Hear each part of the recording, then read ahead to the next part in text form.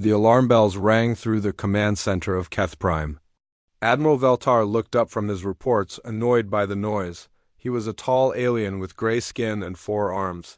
His people, the Vorthake, had ruled this part of space for 300 years. Nothing ever happened here anymore? What is that noise? Veltar asked his aide. Sir, we have an unknown ship on our sensors, the aide said quickly. It just appeared at the edge of our system. Veltar laughed. One ship, turn off those alarms. You scared me over one little ship? But when he looked at the main screen, his laughter stopped. The ship was strange. It was long and dark with sharp edges like a knife. It looked nothing like any ship in their computer files. The energy coming from it made no sense to their machines. Where did it come from? Veltar asked. Unknown, sir. It just appeared. No hyperspace signature we can read. The strange ship moved toward their planet. It did not answer their calls. It did not send any messages. It just came straight at them like an arrow. Maybe it's broken, said the communications officer. Maybe they need help. Veltar nodded. Send 3 destroyer ships to check it out. If they need help, we help them. If they want trouble, we give them trouble. But inside the strange ship, Captain Jinha smiled. He was a human, though the aliens had forgotten humans existed. He had short black hair and scars on his hands from old battles. His brown eyes were hard like stone. They're sending ships too? Meet us, said Harun from her station. She was young but smart, with quick fingers that danced over her controls. 3 destroyers, just like we thought they would. Good, Jinha said. They still think the same way they did 50 years ago. No imagination. The bridge of their ship was dark and quiet. Red lights glowed softly. The crew worked without talking much. They had been waiting for this day for a long time. Some of them were children when the Vorthik Empire tried to kill all humans. Now they were back. What should we call ourselves? Asked Quan from the engine room. His voice came through the speakers. He was older than the others, with gray in his hair. They'll want to know who we are. Jinha thought for a moment. Tell them we are ghosts. Ghosts, sir? Ghosts of everyone they tried to kill. The human ship was called the Retribution. It was built in secret over 20 years. Every piece of metal, every wire, every weapon was made by humans who remembered the old days before the Empire came. Before the burning, Harun looked at her screens. The destroyers are getting close. They're scanning us. Let them scan, Jinha said. They won't understand what they see. On Keth Prime, the Vorthik scientists looked at their readings and shook their heads. This makes no sense, one of them sighed. The whole material is unknown. The power source reads like a small star, and these weapon signatures ... What about them? Admiral Veltar demanded. Sir, some of these weapons don't exist. According to our science, they can't exist. Veltar waved his 4 arms. Everything exists if someone builds it. What kind of weapons are we looking at? The scientist was quiet for a moment. Kinetic accelerators that can reach light speed. Gravity manipulators. Something that looks like it bends space itself. And Sir ... have singularity generators. Black hole makers? Veltar laughed again. Impossible. No one has ever made those work. But Jinha's ship did make them work. Humans were good at making impossible things work. They had to be. It was the only way they survived. Captain, Harun said quietly, I'm reading the destroyer crews. About 200 aliens on each ship. Jinha nodded. He did not like killing, but the Empire had killed billions of humans. Children, old people, everyone. They said humans were dangerous and had to die. They were right about one thing, Jinha said to himself. We are dangerous. The 3 Vorthek destroyers came closer. They were big ships, painted white and gold. They had energy weapons and shields that could stop most attacks. The crews inside felt safe and strong.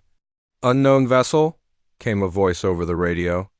This is Commander Zeth of the Empire Destroyer Swift Blade. Identify yourself or we will open fire. Jinha picked up the microphone. When he spoke, his voice was calm and cold. This is Captain Jinha of the human ship Retribution. We are here to collect a debt. There was silence on the radio. Then Commander Zeth spoke again, but his voice was different now, worried. Human? That's impossible. Humans are extinct. We destroyed them 50 years ago. You tried, Jinha said. You failed. On Keth Prime, Admiral Veltar stood up fast. His aide had never seen him move so quickly. Humans? Veltar said. Check the records, check everything. The computer files came up fast.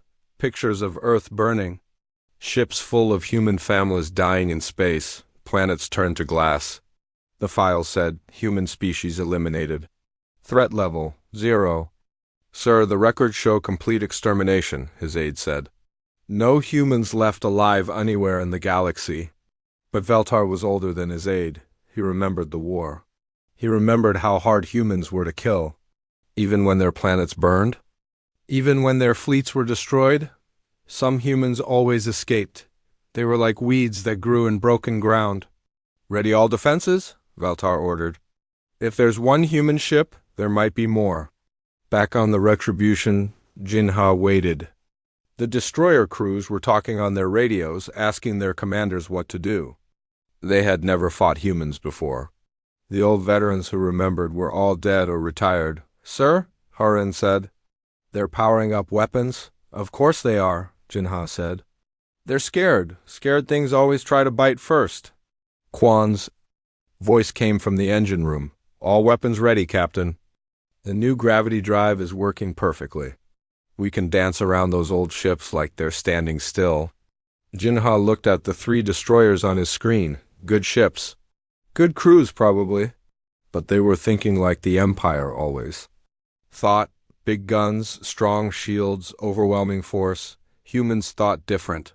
Humans were used to being smaller, weaker, and outnumbered. So they learned to be smarter. Harin, Jinha said.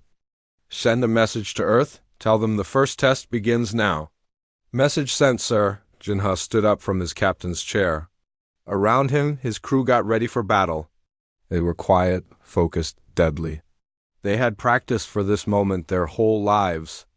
Remember, Jinha said to his crew, we're not just fighting for ourselves, we're fighting for everyone who can't fight back. Everyone the Empire hurt. Everyone they killed. The destroyers were very close now. Their weapons were hot and ready. Today, Jinha said, the galaxy learns that humans are not extinct. Today, they learn that some fires never go out. They just wait for the right moment to burn. He sat back in his chair and smiled. It was not a nice smile. Let's show them what ghosts can do. Commander Zeth looked at his crew on the destroyer Swift Blade. They were all young Vortex soldiers who had never seen real war. They had trained on computers and practiced with fake targets. But they had never faced an enemy that shot back. Sir, what are your orders? Asked his weapons officer. Zeth tried to sound brave. We follow standard attack pattern 7. Disable their engines and weapons. Take them alive if we can. The 3 destroyers spread out in a triangle around the human ship. It was what they always did. It had worked against rebels and pirates for 50 years. The Empire's book said, it always worked, but Jinha had read that book too. They're doing exactly what we thought, Harin said, watching her screens. Triangle formation, energy weapons charging for disable shots, not kill shots. They still think we're just another. Small problem, Jinha said. Good, let them keep thinking that. On Keth Prime, Admiral Veltar watched the battle through his cameras. He felt sure his ships would win. 3 destroyers against 1 unknown ship? The math was simple. Sir, his aide said, the destroyers are ready to fire. Tell them to be. Careful, Veltar said. I want that ship in one piece. I want to study their technology. Commander Zeth gave the order. All ships fire. Bright blue energy beams shot out from all 3 destroyers. They were beautiful and deadly, hot enough to melt steel and strong enough to crack a mountain. The beams hit the human ship from 3 sides at once, and then something impossible happened. The energy beams didn't bounce off. They didn't explode against shields. They just disappeared, like they had never existed at all. What? Commander Zeth stood up so fast he knocked over his chair. Where did our shots go? His science officer was staring at his instruments. His hands were shaking. Sir, they're gone. The energy just vanished. Energy doesn't just vanish. Zeth shouted. Check your machines. But the machines were working fine. On the human ship, Quan was laughing in the engine room. Black hole generators working perfectly, Captain, he called out. Their energy beams are having a nice trip to nowhere. Jinha nodded. Humans had learned to make small black holes that ate energy. It had taken 20 years to figure out. Many good people had died in the experiments, but it worked.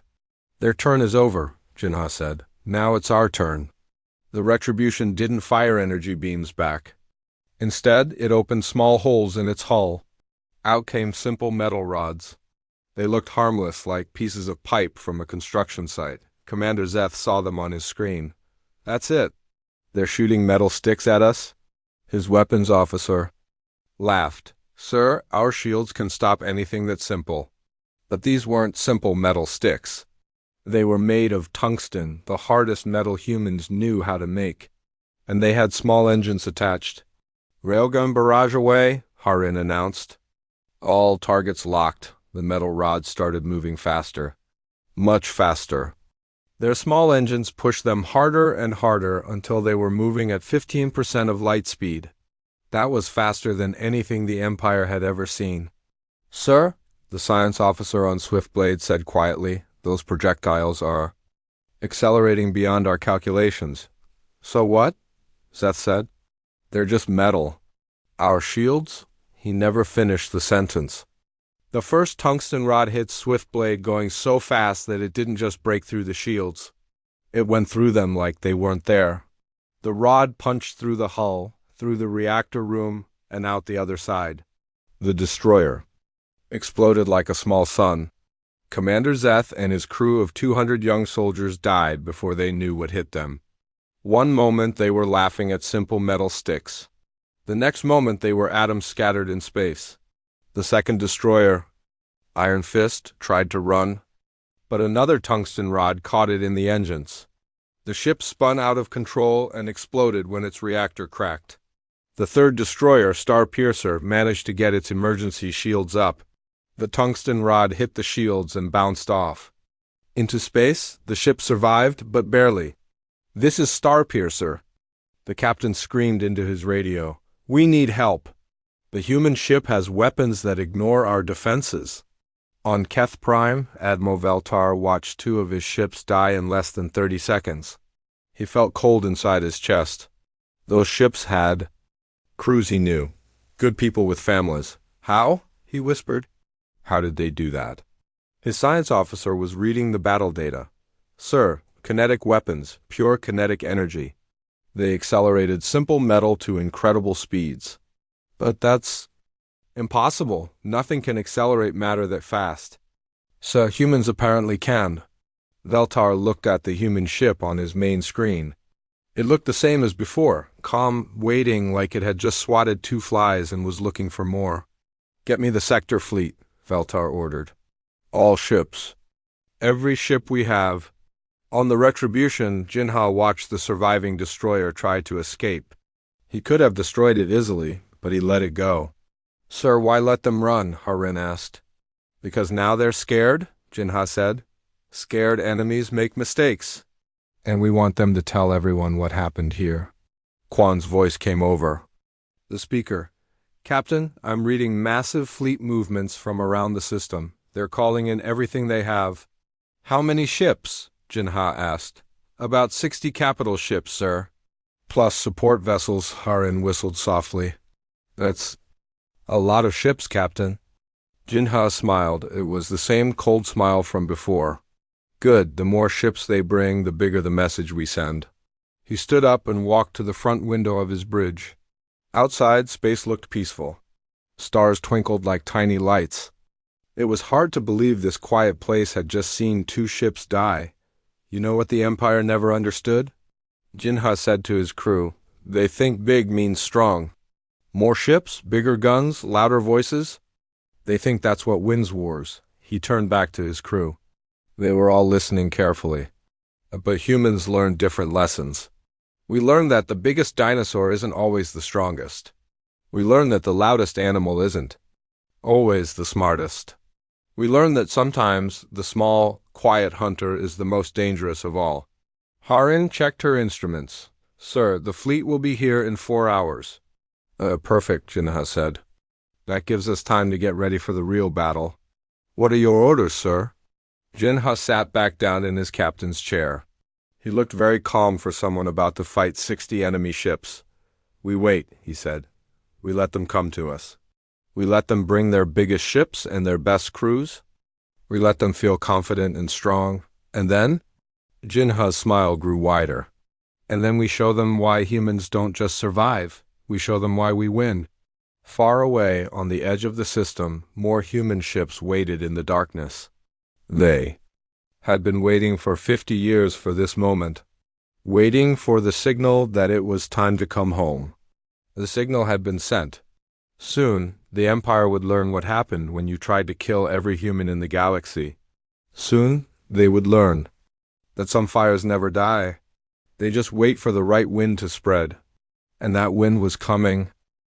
Admiral Veltar stood in his command center, watching 60 of his best ships move into battle formation. These were not small destroyers like before. These were massive battleships, each one the size of a small city. Each one carried enough firepower to destroy a moon. Sir, the fleet is in position, his fleet commander reported. All orbital defense platforms are online and targeting the human ship. Veltar nodded. Around the planet Keth Prime, 47 huge weapon platforms floated in space. Each platform had guns bigger than most starships. Together they could turn any enemy fleet into dust. One ship, Veltar said to himself.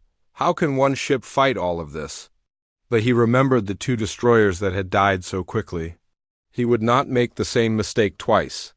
All ships, maximum power to shields, he ordered. All platforms prepare to fire on my command. On the human ship Retribution, Captain Jinha watched the enemy fleet surround him. His ship looked very small next to the massive Imperial battleships, like a minnow swimming with whales. Impressive, Harin said from her station. 60 capital ships, 47 orbital platforms. That's enough firepower to crack a planet. It is a lot of ships, Quan agreed over the speaker. Maybe we should have brought more friends, Jinha laughed. We did bring friends. They're just not here yet. He walked to a special control panel that had been covered by a metal plate. He opened the plate and pressed several buttons. Deep in the ship's hull, thousands of tiny objects began to move. Operation Wildfire is now active, Jinha announced. The tiny objects were nanobots, each one smaller than a grain of sand. They had been built by the smartest human scientists over many years. Each nanobot was like a tiny computer that could think and move by itself. Nanobots away, Harin reported. All systems show good release. The nanobots shot out of the Retribution in invisible clouds. They moved through space faster than bullets, heading for every Imperial ship and platform. They were too small for enemy sensors to detect. Admiral Veltar saw nothing unusual on his screens. All units, begin attack sequence. Focus all fire on the human ship. The first battleship fired its main guns. Huge energy beams shot toward the Retribution. Then another ship fired. Then another. Soon, space was full of deadly light as 60. Battleships fired everything they had. The orbital platforms joined in. Their massive guns added to the attack. The combined firepower could have destroyed 100 ships. The energy beams were so bright, they lit up the dark side of the planet below. All of this incredible firepower hit the Retribution at once. And just like before, the energy beams simply vanished into the black hole generators around the human ship. Impossible, shouted the fleet commander. Nothing can absorb that much energy. But while everyone was watching the big energy show, the tiny nanobots had reached their targets. They slipped through the hull of every Imperial ship like ghosts walking through walls. They found the computer systems and began to do what they were made to do. They started to lie. Sir, called a technician on the battleship Iron Throne. My computer says the ship next to us is an enemy vessel. The same thing was happening on every Imperial ship. The nanobots were changing the friend or foe systems. They made each ship think that all the other Imperial ships were actually human ships in disguise. "This is Captain Morax of the Steel Wind," came a voice over the radio. "Why are you targeting me? I'm on your side. You're showing up as an enemy on my screen." Another captain replied. Admiral Veltar watched in horror as his beautiful fleet formation began to break apart. Ships were pointing guns at each other instead of at the human. All ships, check your systems," he ordered. Something is wrong with our computers, but it was too late. The orbital platforms had the same problem. Their computers said the Imperial ships were enemies. Their automatic systems began to fire. Platform 7 fired its massive guns at the battleship Cosmic Fury. The ship's shields held, but barely. "Platform 7, cease fire." Captain Zara screamed over the radio. "You're shooting at your own people." "My systems show you as hostile," the platform commander replied. "You must be a human ship pretending to be Imperial." More platforms began firing at the fleet. More ships began firing at each other. In minutes, the organized attack had become chaos. Imperial ships were fighting Imperial ships while the human vessel sat in the middle, untouched. On the Retribution, Jinha watched the enemy fleet tear itself apart. "Nanobots are working perfectly," Harin reported. "Enemy fleet coherence down to 15%. "Humans are sneaky," Quan said over the speaker, sounding pleased. "I like being sneaky." But Jinha was not done. While the Imperial fleet fought itself, he pressed another button. The hull of the Retribution began to change. Sections slid apart like puzzle pieces coming undone. From inside the ship, dozens of small fighters emerged. They were sleek and fast, each one carrying a single human pilot. The fighters spread out like a swarm of angry wasps. "All fighters, this is Falcon Leader," came a voice over the radio. It was Harin, but a different Harin. This one was a fighter pilot, younger and more eager for battle. "I see you, Falcon Leader," Jinha replied. "All fighters are clear to engage. Remember, we're not just fighting ships today. We're fighting for everyone who can't fight back." "Understood, Captain. All fighters, follow my lead." The human fighters moved unlike anything the Imperial fleet had ever seen. They didn't fly in straight lines or follow predictable patterns. They moved like birds, like fish, like living things that thought and felt and decided in the moment. What to do? Fighter pilot Harin rolled her small ship between two massive battleships that were firing at each other. Her fighter was so tiny compared to them that their guns couldn't turn fast enough to target her. "Target the Iron Throne," she called to her squadron. "Take out their shield generators first." The human fighters attacked like wolves bringing down a deer. They didn't all attack the same place. Instead, they hit weak spots, one after another, until the big ship's defenses started to fail. Admiral Veltar watched his fleet die piece by piece. The orbital platforms were shooting at his ships. His ships were shooting at each other. And now tiny human fighters were dancing between them like death angels, striking wherever they wanted. "Sir, we need to retreat," his aide pleaded. "Retreat to where?" Veltar asked bitterly. "They're everywhere. Our own defenses are killing us." On the Retribution, Jinha watched the battle with calm eyes. This was what humans had learned over thousands of years. When you are small and weak, you don't fight fair, you fight smart. "Status report," he requested. 12 Imperial ships destroyed by friendly fire, Harin reported from her station. "Our fighters have disabled 8 more. The remaining ships are scattered and confused. And the orbital platforms? Half of them are still firing at the Imperial fleet. The other half are trying to figure out why their computers have gone crazy." Jinha nodded. The Empire had built their entire military around being bigger and stronger than everyone else. They had never learned to fight an enemy that turned their own strength against them. "Captain," came fighter pilot Harin's voice over the radio. "We've cleared a path to Admiral Veltar's flagship." "Permission to attack?" Jinha looked at the massive command ship on his screen. Veltar was inside that ship, probably wondering how his perfect plan had gone so wrong. Permission granted, Junha said. But leave the Admiral alive. I want him to see what comes next. The human fighters turned toward the flagship like sharks smelling blood in the water. The Empire's greatest fleet was falling apart, and they had barely started fighting. Soon Admiral Veltar would learn why humans had survived every disaster in their history. They didn't just adapt to problems, they made problems adapt to them. Admiral Veltar's flagship Dominion shook as explosions rocked the massive ship. The human fighters were everywhere, like angry insects stinging a giant beast. Each sting was small, but there were so many of them. Sir, they've taken out our port. Shield generators, called his damage control officer, and our starboard weapons are offline. Veltar gripped his command chair as another explosion made the deck tremble. Through his window, he could see his beautiful fleet destroying itself. Ships that had fought together for years were now shooting each other with deadly fury. How many of them are there? He demanded, watching the human fighters dart between his battleships. His tactical officer checked his screens 3 times before answering. Sir, sensors show exactly 47 individual fighter craft. Veltar stared at him. 47? That's all? Yes, sir. 47 small fighters are destroying our entire fleet.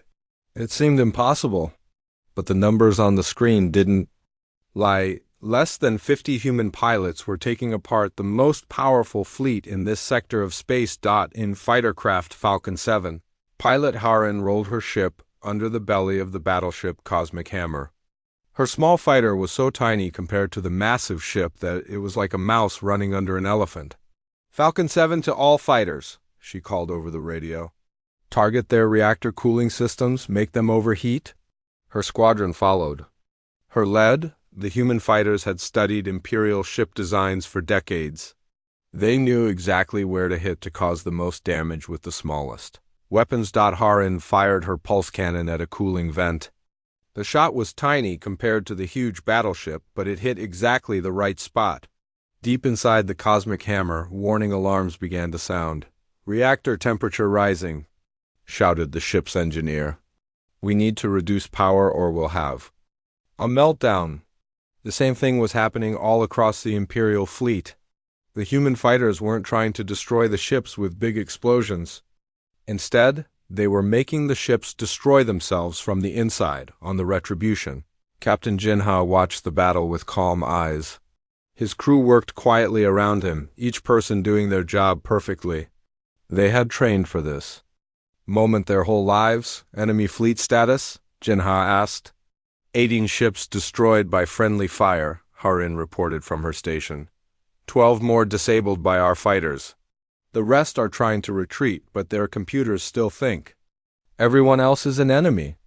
And our fighters? All 47 still operational, sir. No losses, Jinha nodded.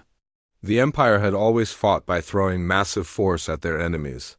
They had never learned to fight opponents who thought like hunters instead of warriors. Chief. Engineer Kwan's voice came over the speaker. Captain, the Quantum Lance is fully charged. We could end this battle right now, Jinha considered this.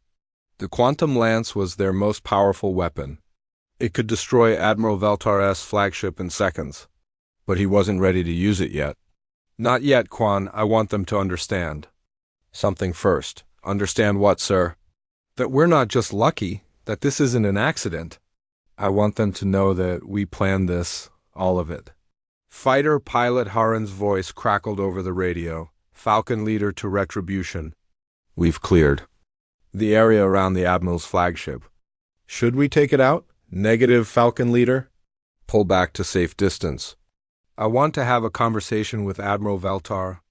The human fighters moved away from the Dominion, but they stayed close enough to attack if needed. The massive flagship floated alone in space, surrounded by the wreckage of its own fleet. Jinha opened a communication channel to the Imperial ship. Admiral Veltar, this is Captain Jinha. I believe you wanted to talk. On the Dominion, Veltar looked at his communication. Officer, the young alien's hands were shaking as he worked his controls. Sir, they're broadcasting on all frequencies. Everyone in the system can hear this. Veltar knew that meant every ship, every space station, every planet in the system would hear what happened next. His failure would be known everywhere. Put him on screen, Veltar said quietly. The main screen flickered and showed Jinha standing on his bridge. He looked exactly like the old pictures of humans from 50 years ago, but there was something different about his eyes. They were harder, colder. "Hello, Admiral," Jinha said. "Do you remember me?" Veltar stared at the human face. Something about it seemed familiar, but he couldn't place it. "Should I remember you?" Jinha smiled, but it wasn't a happy smile. 50 years ago, you commanded a battle group that attacked a human colony called New Sol. Do you remember that? Veltar's blood turned cold. He did remember. It had been one of his first major victories. A small human settlement with no defenses. They had killed everyone there. "You were just a child then," Jinha continued. "I was 7 years old when your ships came. My parents hid me in a storage container. Before your soldiers found our house?" The Admiral's aide looked at him with wide eyes. Everyone on the bridge was listening to every word. "I spent 3 days in that container, listening to the sounds of my world dying. When your ships finally left, I came out to find everyone I had ever known was dead. My parents, my teachers, all dead." Jinha's voice stayed calm, but there was fire behind his words. "That little boy grew up, Admiral. He learned about ships and weapons and war. He learned that sometimes the only way to stop a monster is to become something the monster fears." Veltar found his voice. "That was war. We were following orders." "Yes," Jinha agreed. "You were very good at following orders. You destroyed 17 human colonies. You killed 4 million people, men, women, children, babies, all following orders." The human captain stepped closer to his camera. "Tell me, Admiral, who gave you orders today?" Veltar didn't answer. He couldn't answer, because no one had given him orders to attack. He had chosen to do it himself. "Today you decided to attack us because you were afraid," Jinha continued. "Afraid that the humans you thought you had killed were still alive. Afraid that we might want revenge." Jinha paused, letting his words sink in. "You were right to be afraid." On ships throughout the system, crews listened to the conversation in silence. Some of them had been at New Sol. Some of them had killed human families. They had thought it was over, finished, forgotten, but humans didn't forget. "Please," Veltar said quietly. "My crew had nothing to do with the colonies. They're just soldiers following orders." Jinha considered this. "You're right. Your crew didn't choose this war." "But you did, Admiral. 50 years ago, and again today." The human captain turned to someone off-screen. "Juan, is the quantum lance ready?" "Ready when you are, Captain." Jinha looked back at Veltar. "Admiral, you have 30 seconds to evacuate your bridge crew. After that, I'm going to show you what human weapons can really do." "Wait," Veltar called out. "If you kill me, the Empire will send more fleets. They'll hunt you down." Jinha's smile grew wider. "Admiral, who do you think has been hunting whom?" He gestured toward his tactical display. "Look at your long-range sensors. Look very carefully." Veltar's tactical officer checked the sensors and gasped. "Sir, I'm reading multiple contacts throughout the system. Dozens of them." "How many?" Veltar asked, though he was afraid to hear the answer. "Sir, I count over 200 human ships." "They're everywhere," Jinha nodded. "We've been planning this for 50 years, Admiral. Every ship, every weapon, every move. This was never about one battle." He stepped back from the camera. "This was about sending a message to the entire galaxy. Today, everyone learns that humans are not extinct. Today, everyone learns what happens when you try to erase a species that refuses to die." Veltar looked around his bridge. His crew was staring at him, waiting for orders. But what orders could he give? His fleet was destroyed. His defenses were turned against him. And now hundreds of human ships surrounded the system. 30 seconds. "Admiral," Jinha reminded him. Veltar closed his eyes. When he opened them again, he looked like a broken old man. "All crew, abandon the bridge," he ordered quietly. "This is Admiral Veltar's final command." His crew ran for the escape pods. In seconds, the bridge was empty except for the Admiral. Himself, I won't run, he told Jinha. If this is my punishment for New Soul, then I accept it. Jinha studied the old alien's face. You know what, Admiral? I believe you actually mean that. He turned to his weapons officer. Quan, fire the quantum lance, but target the ship's engines only. Leave the bridge intact. Sir, Admiral Veltar will live, but his ship dies here. And he gets to tell everyone what happened when they tried to kill humanity, the quantum lance fired. It was invisible to most sensors, but its effect was immediate. The rear third of the Dominion simply stopped existing. The massive ship was crippled but not destroyed. Jinha opened the communication channel one last time. Admiral, you have a choice now. You can go back to the Empire and tell them what happened here. Tell them that humans remember everything. Tell them we're coming for everyone who hurt us. He paused. Or you can stay here and watch what happens. When the rest of the galaxy learns that the monsters they created are now hunting them, the screen went dark. Admiral Veltar sat alone on his broken bridge, surrounded by the wreckage of his fleet, listening to the sounds of his dying ship. For the first time in 50 years, he understood what real fear felt like. All across the Epsilon sector, emergency alarms were ringing. On every Imperial base, every space station, every military outpost, commanders stared at their screens in disbelief. Sir, we're getting reports from Keth Prime, a young communications officer said to General Thrak on the base at Zarian Station. The entire sector fleet has been destroyed. General Thrak had 4 arms like all Vorthek, but right now they were all shaking. Destroyed by what? Pirates? Sir, the reports say humans. Thrak laughed, but it sounded nervous. Impossible. Humans are extinct. We made sure of that 50 years ago. But the reports kept coming in? Video footage from the battle showed human fighters dancing between massive battleships.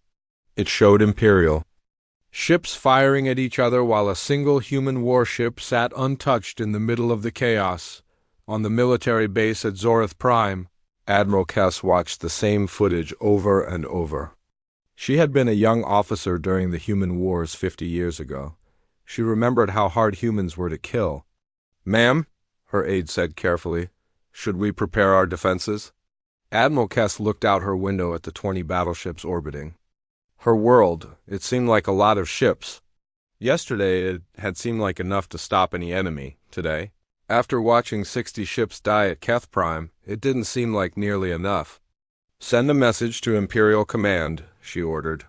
Tell them we need reinforcements, all the reinforcements they can spare. But Imperial Command was having its own problems. In the capital system of Vorth, Emperor Malthan himself was calling an emergency meeting of his war council. The Emperor was old and proud. He had ruled the galaxy for 30 years. No enemy had ever defeated his fleets. No rebellion had ever succeeded against his armies. How many humans are there? He demanded of his intelligence chief. Unknown, Your Majesty. Our records show complete extermination 50 years ago. Then explain to me how they just destroyed an entire sector fleet. The intelligence chief looked at his reports nervously. Sir, it appears some humans survived. They've been hiding and building ships in secret. Emperor Malthan slammed his fist on the table. All 4 of his arms were trembling with rage. How many ships do they have? Sir, long-range sensors detect human vessels in 12 different systems. At least 300 ships, possibly more. The Emperor felt cold inside his chest. 300 ships was more than most rebel fleets. And if these were the same humans from 50 years ago, they would not be easy to defeat. Meanwhile, throughout Imperial space, human ships were appearing everywhere. They came out of asteroid fields, from behind moons, from hidden bases that had been secret for decades. On the human ship Vengeance, Captain Sungmin received his orders from the fleet command. He was younger than Jinha, but his eyes held the same cold fire. All ships, this is Captain Sungmin, he broadcast to his squadron. Target the supply depot at Kelton 7, no survivors. The supply depot was a massive space station that fed the Imperial war machine. It had light defenses because no one had ever attacked it before. The Empire thought it was safe in the deep interior of their space. They were wrong. 3 human ships, dropped out of hyperspace near the depot, the stations. Commander barely had time to send a distress signal before tungsten rods tore through his station's hull. In 10 minutes, the depot was burning wreckage. The same scene played out across the sector. Human ships struck at supply lines, communication relays, and isolated bases. They moved fast and hit hard, then disappeared before Imperial reinforcements could arrive. On the research station at Pylos 4, Dr. Venthan was working late in his laboratory when the alarms started. He was a scientist, not a soldier, but even he knew what the alarms meant. "Enemy ships approaching," announced the station's computer. Dr. Venthan ran to the observation window. In the distance, he could see 3 sleek ships with the angular design he had been hearing about in the news reports. Human ships. "This is Dr. Venthan to any Imperial vessels," he broadcast desperately. "We are a research station. We have no weapons. Please don't attack." The lead human ship responded with a calm voice. "Dr. Venthan, this is Captain Min Jun of the human vessel Justice. What kind of research do you do on your station?" We study alien biology and genetics," Dr. Venthan said hopefully. "Pure science, nothing military." There was a long pause. Then Captain Min Jun spoke again, and his voice was much colder. "Dr. Venthan, our records show that your station helped develop the biological weapons used against human colonies. The ones that killed children by making them unable to breathe." Dr. Venthan's blood turned to ice. He had worked on those projects, but that was decades ago. He thought everyone had forgotten. "That was different," he protested. "That was wartime. Research? We were following orders." "So were the people who used your weapons on my little sister," Captain Min Jun replied. "She was 5 years old, Dr. Venthan, 5 years old, and your biological weapon made her suffocate slowly over 3 days. The human ships opened fire. Not with energy weapons, but with something much worse.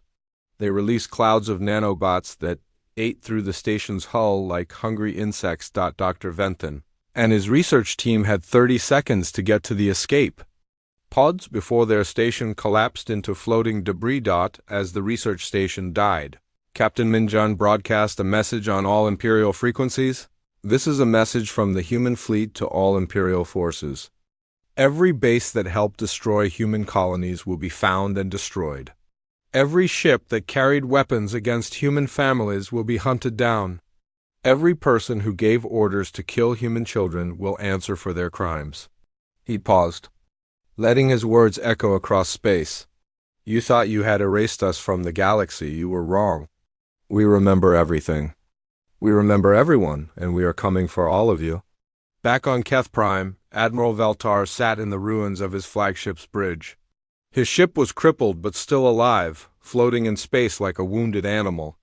Around him, the wreckage of his once mighty fleet drifted in the darkness. His communication officer, one of the few crew members who had stayed behind, brought him reports from across the sector. "Sir, human attacks reported in 47 systems. Supply depots destroyed, research stations eliminated, communication relays offline." Veltar nodded slowly. He was beginning to understand the true scope of what was happening. This wasn't just one battle. This was a coordinated war that had been planned for decades. "How many of our ships are left?" he asked. "In this sector? Maybe 30% of our original strength?" "But sir, that's not the worst news." "What's the worst news?" The communication officer's voice was barely a whisper. "Sir, we're getting reports of human fleets in 7 other sectors. They're attacking Imperial bases everywhere." Veltar closed his eyes.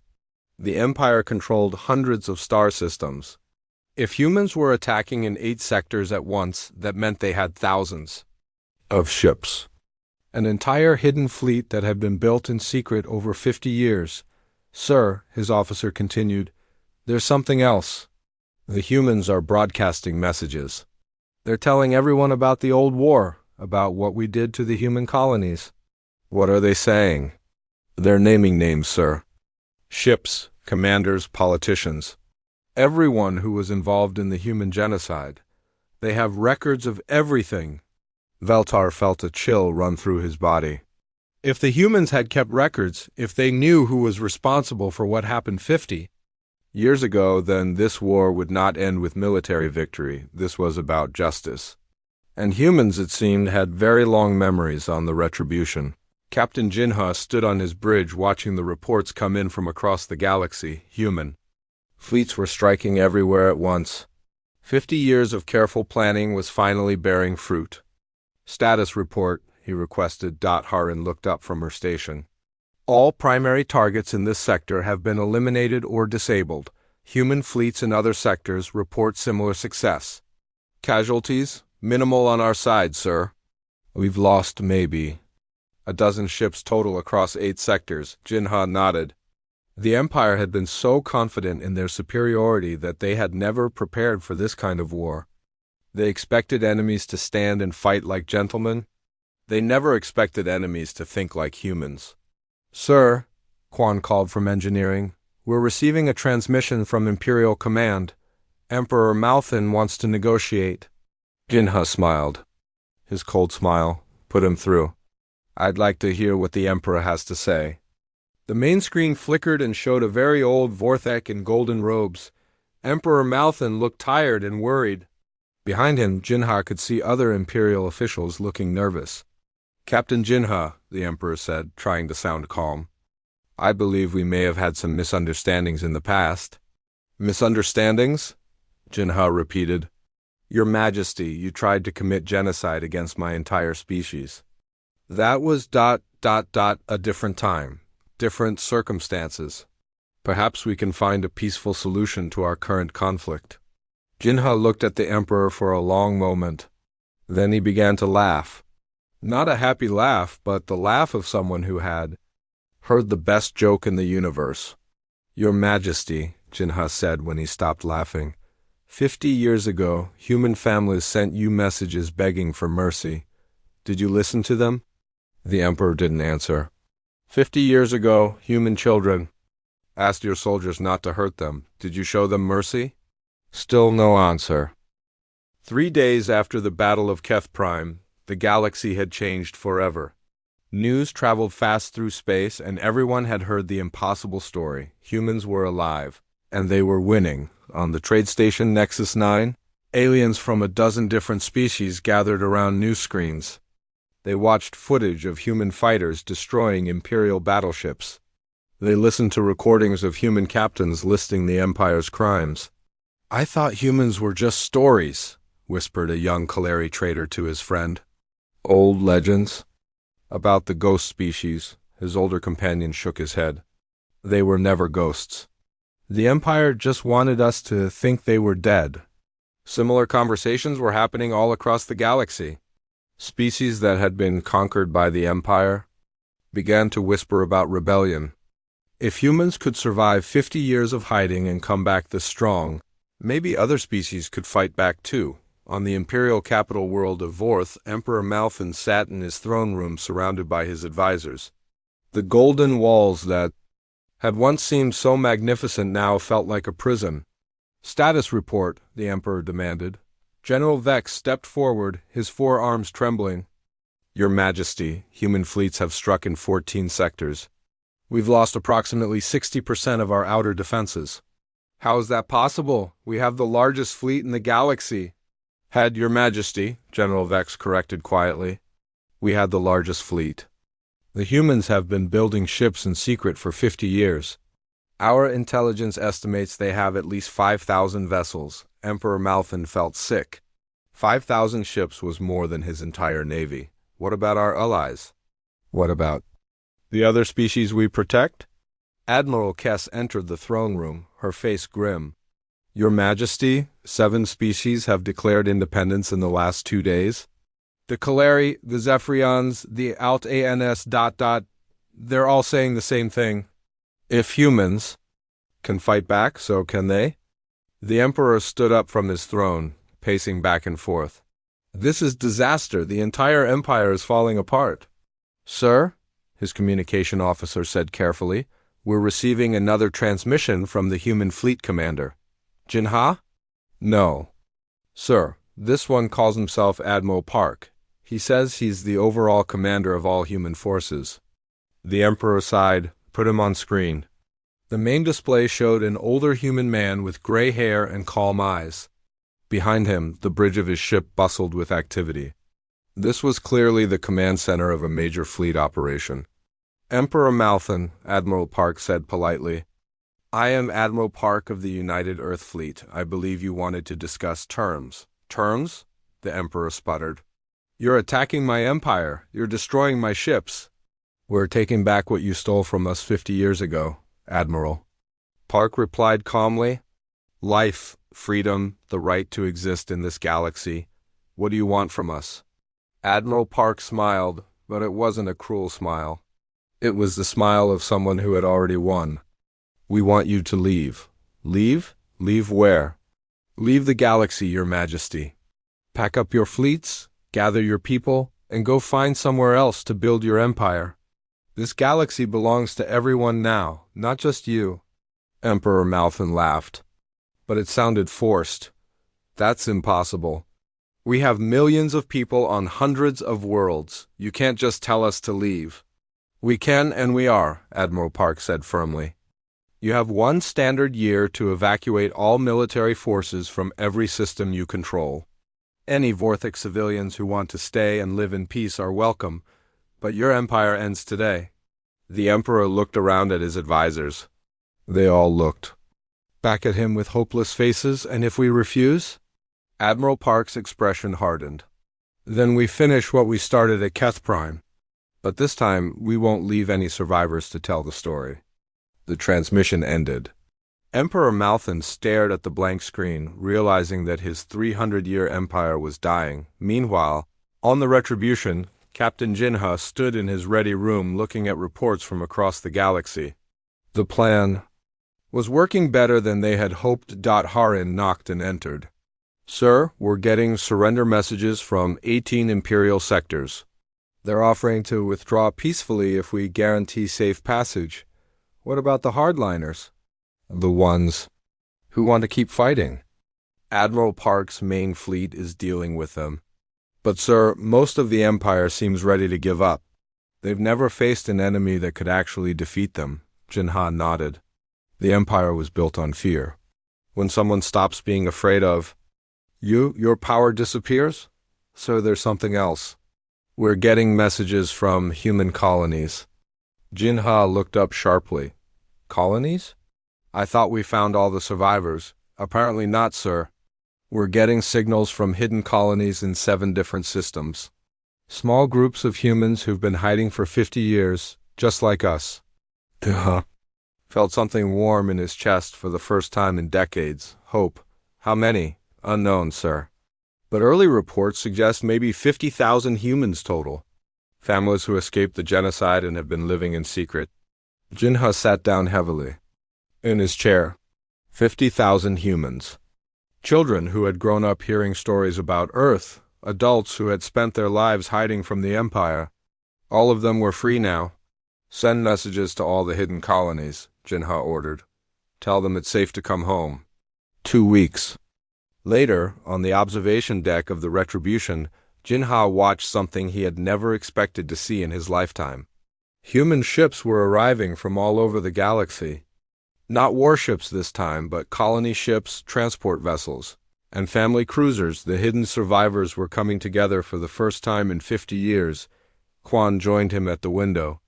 It's beautiful, isn't it, Captain? Jinha nodded.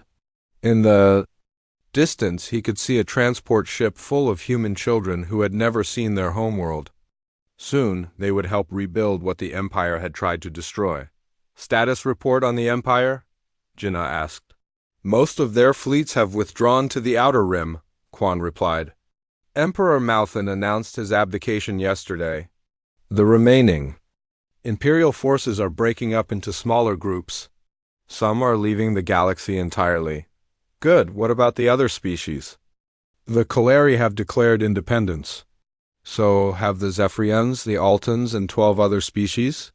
They're forming some kind of mutual defense alliance. They want humans to join, Jinha smiled. That was exactly what they had hoped would happen. The Empire had kept everyone afraid and separated. With the Empire gone, the galaxy could finally work together. Sir, Haring called from behind them. We're receiving a transmission from Earth. Jinha turned around. Earth? But Earth was destroyed 50 years ago. Sir, it appears that some humans stayed behind. They've been rebuilding in secret. They want to talk to you. Jinha felt his heart beating faster as he walked to the communication station. Earth, his birth world. The planet he thought he would never see again. The screen showed a middle-aged human woman standing in what looked like a green field under a blue sky. Behind her, Jinha could see buildings and trees and life. Captain Jinha, the woman said, smiling. This is Director Kim from Earth Restoration Project. Welcome home. Jinha stared at the screen. Earth was alive. Somehow, impossibly, Earth had survived. Director Kim, we thought Earth was dead. The Empire bombed our cities and burned our forests, she replied. But they didn't stay to make sure everything was dead. Some of U.S. hid underground. We spent 50 years cleaning up the radiation and replanting the forests. Earth isn't the same as it was, but it's alive. Jinha felt tears on his face. Behind him, his crew was cheering and hugging each other. After 50 years of wandering in space, humanity finally had a home again. Director Kim, we have 50,000 humans from hidden colonies. Will Earth have room for them? Captain Earth has room for all of her children. Come home. 6 months later, Jinha stood on a hill overlooking New Sol City on Earth. The city was small compared to the old Sol, but it was growing. Human families from across the galaxy were coming home. To help rebuild, Harin joined him on the hill, no longer wearing a military uniform but simple civilian clothes. It's hard to believe, isn't it, sir? We actually won? We did more than win, Jinha replied. We proved something important. What's that? Jinha looked out over the city where human children were playing in parks and human families were building new homes. We proved that some fires never go out. No matter how hard you try to put them out, no matter how long you think they've been dead, they're always ready to burn again. He turned to Harin. The Empire thought they had killed the human spirit. They thought they had erased us from history. But they forgot the most important thing about humans. What's that, sir? Jinha smiled, and for the first time in 50 years, it was a truly happy smile. We don't just survive impossible odds. We use them to become something stronger than we were before. In the distance, ships from a dozen different species were arriving at Earth's orbital stations. The galaxy was coming together to build something new, something better than the old Empire. And at the center of it all, humanity burned bright like a star that refused to die. The Empire had tried to erase them from history. Instead, they had created the very force that would write the next chapter of galactic civilization. Some fires, Jinha thought as he watched the sun set over New Sol, really do burn eternal.